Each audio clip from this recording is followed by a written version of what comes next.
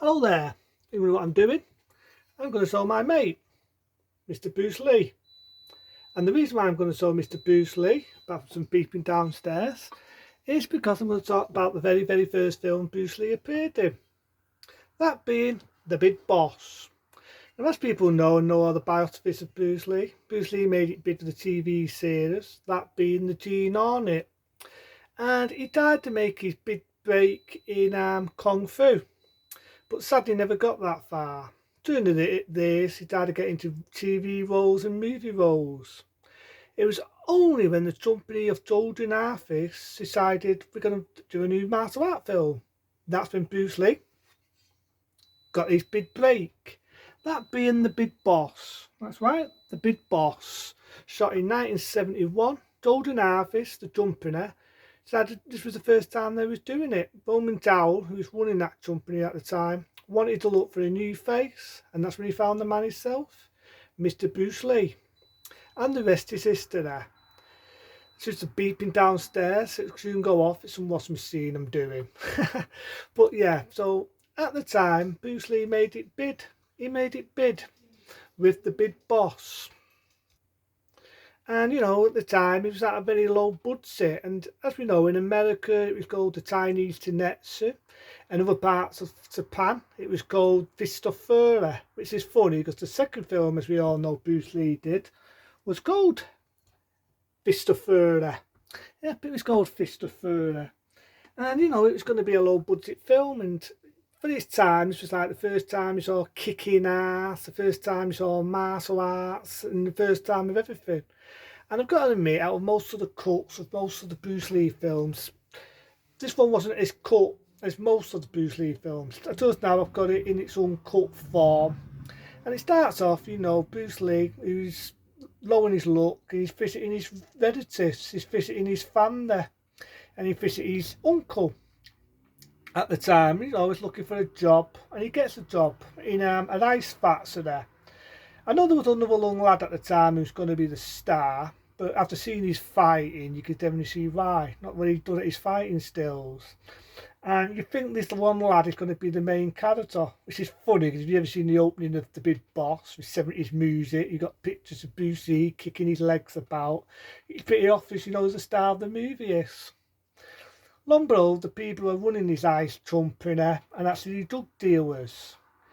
So for its time, I would say this was pretty fine, and the first time you ever got to see anything to do with anything like drug dealers and violence in that nature. People get bunked off on the way with your relatives of Bruce Lee, and they get killed on its way. And there are bits where I've got to admit, The Big Boss nearly at the end just feel like a bloody horror film. I shit you not, it feels like a bloody horror film. Because Bruce Lee at the scene where he's looking for his relatives, he's digging for fucking ice, and he sees the remains of his family all cut in little pieces. But I'm going ahead of myself here because before all this happens, he gets promoted, Bruce Lee, as being like part of the boss. Sort of like, a bit like a stand-in. And he sort of lets it go to his head. He lets it go to his head, and he treats his family and his friends like shit. It could happen, when I was at work, I got promoted, but he gets promoted and it goes to his head. And long behold, though, the boss of the company, he's a drug dealer. He's a big drug dealer of them all. Don't call the big boss for nothing. And they slowly start killing the family and his friends off one by one because, people find out what they're doing. They have to keep it a secret when they're pushing drugs on the side. And Bruce Lee finds that out. He finds out he has a girl as well who he's falling for, who gets kidnapped by the drug dealers.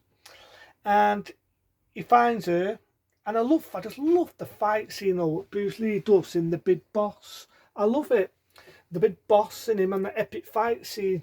Every fight scene in this is brilliant. It's well adapted, it's fine, it's bloodthirsty, it's everything. And even though it was a low budget film, it made millions. It made Bruce Lee in Hong Kong, as we all know, a star. It made him a star. So yeah, I do like The Big Boss. It's out of firing, it's out of bloody, it's out of everything. What is there not to like about The Big Boss? I do know originally there was a scene in the film where he's in a warehouse and he gets a saw, a saw in wood, and he slams it. And I thought that's a bit cut down there. And the reason why, because it was cut down. There was an original scene where he rams a saw on someone's head. They had pictures of it amazing, finding it best of Britain. And he rams a saw, like I said, in this fucker's head, this poor fucker's head, and saws through his fucking head. Because of the time and the era, it was cut down. You know what I mean? They cut that scene out. They felt it was too vicious. And sadly, that scene has never saw the light of day. They actually deleted scenes and all. When Bruce Lee said, people always said that Bruce Lee was more of a fighter than a lover. There were scenes where Bruce Lee obviously has it away with there's a scene in the film, I should say, where he does have it with a prostitute, but he's out of it, he's been thinking too much. But there were another scene in it where he rips his shirt off and you got the idea he's going to have intercourse with a prostitute. Again, was a deleted scene. So there's a lot of deleted scenes in The Big Boss.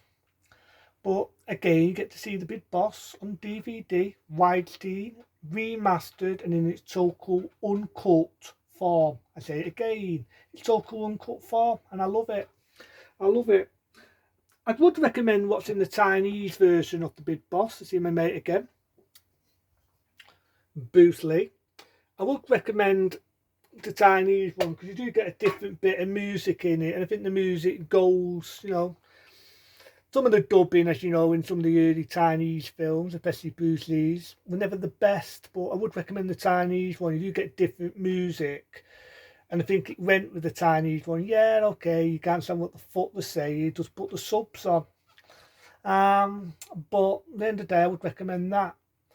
The only bit what pisses me off about The Big Boss was the ending. You get the epic scene, right, where he's fighting the boss, kicks the shit out of him, the boss gets a knife, it's a lot more graphic in the uncut one, and he says to do, and what is Bruce Lee's award? What's his fucking award? He gets arrested. He gets fucking arrested. The police put handcuffs on him, police car drives away, he gets arrested. Again, the Chinese version's better because it has different music. Our version, you get the ending, you got the end, you get oh